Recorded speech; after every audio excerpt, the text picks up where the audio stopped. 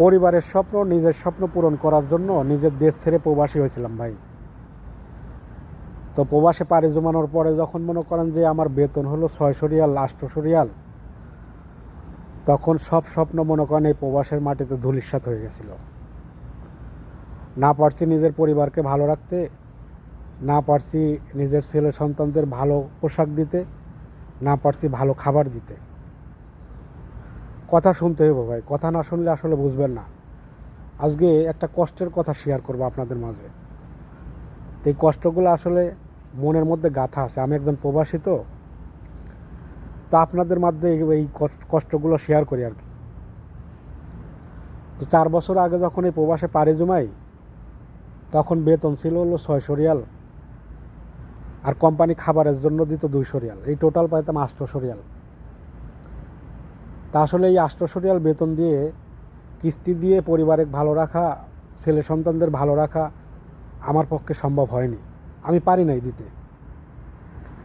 তারপরে এই যে সামনে কুরবানি ঈদ, না, বছর শেষে যখন কুরবানি ঈদ আসতো, তখন আমার এই জিনিসগুলো খুব খারাপ লাগতো, খুব কষ্ট দিত আমারে, যা আমি একজন প্রবাসী হওয়ার পরেও কুরবানি দিতে পারতেছি না। কারণ আসলে কুরবানি দিতেও তো অর্থ লাগবে ভাই।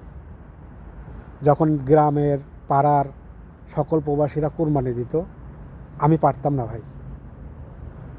আমার ভিতরে মনে করেন আমি খুব ভাঙি পড়তাম। আমার খুব লজ্জা লাগতো যে আমি একজন প্রবাসী নাম নিছি। কোনো স্বপ্নই আমার পক্ষে বাস্তবায়ন করা আসলে সম্ভব হয়নি। তো আমার মতো এরকম হাজার হাজার প্রবাসী আছে। এই প্রবাসের মাটিতে মনে করেন যে 600 রিয়াল, 800 রিয়াল বেতন। আমাদের এমন একটা অবস্থা জানেন, আমরা না পারি দেশে যাইতে, আবার না পারি এই প্রবাস থেকে নিজের পরিবারকে নিজের স্বপ্ন পূরণ করতে, আবার না পারি মানুষের কাছে ভিক্ষা চাইতে। কারণ ওই যে শরীরের সাথে প্রবাসী নাম জড়ায় নিছি। কারণ একজন প্রবাসী যখন ভিক্ষা করে, একজন প্রবাসী যখন অন্যের কাছে সাহায্য চায়, তখন প্রবাসী ওই নামটাকে ছোট করা হয়।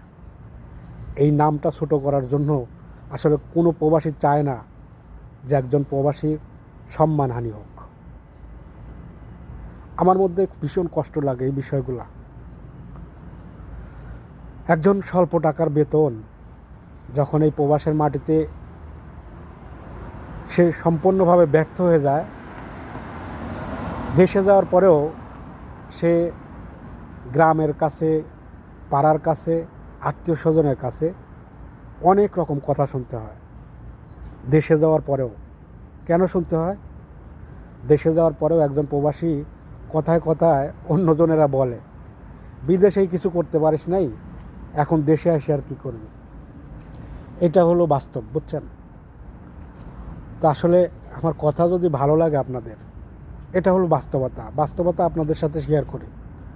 যদি ভালো লাগে তাহলে এই প্রবাসী ভাইকে একটু সাপোর্ট করবেন, প্রবাসী ভাইয়ের পাশে থাকবেন। ভালো থাকবেন।